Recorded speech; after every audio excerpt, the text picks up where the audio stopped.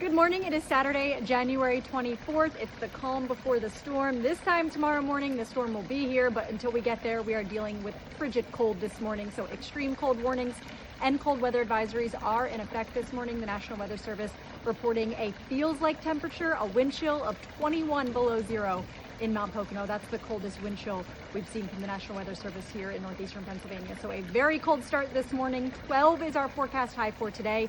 Some sunshine right now, but clouds move back in. Those clouds, of course, ahead of the storm. So the storm arrives overnight tonight, more so into first thing tomorrow morning. After about 4 or 5 a.m., we see those snow showers moving in from the southwest.